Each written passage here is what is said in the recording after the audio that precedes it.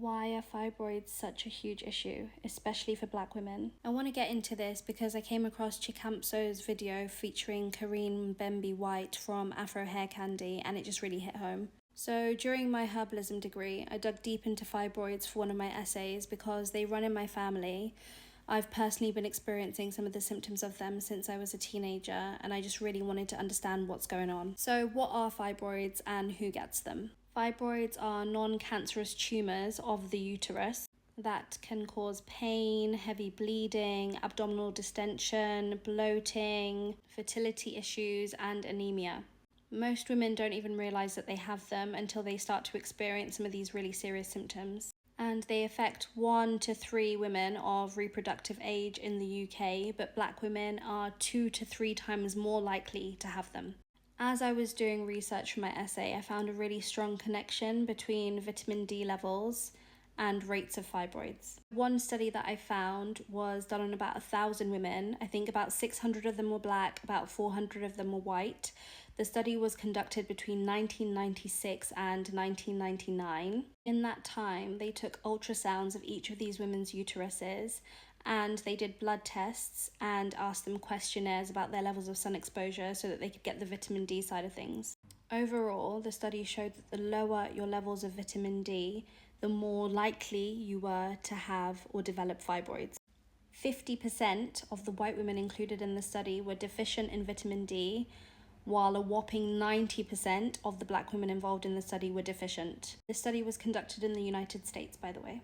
In the same study, in order to discuss whether it was just an issue of correlation or whether there was some causation, they also mentioned some animal studies that showed that vitamin D supplementation was protective against the development of fibroids. They also discussed studies on human uterine tissue that showed that the introduction of vitamin D reduced fibroid cell proliferation.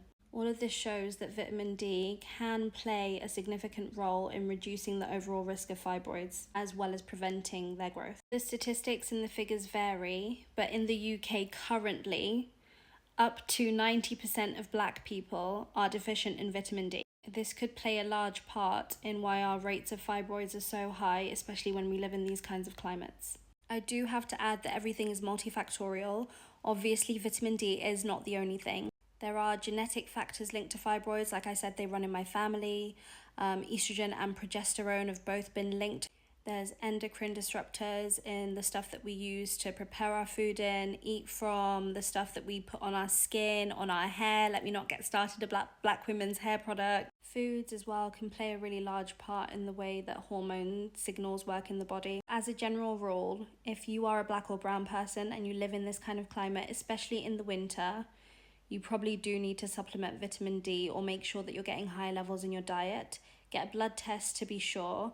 And if you are supplementing with vitamin D, make sure to add some vitamin K2 alongside it. In the interest of mitigating some of the hormonal aspects, it's really good to support your liver because to process excess estrogen out of our systems. Nice bitter leafy greens and herbs like dandelion root, burdock root, milk thistle are all really supportive for the liver. Herbal medicines are really good for not just getting rid of the uncomfortable symptoms, but also redressing hormone balance to really get to the root of the issue.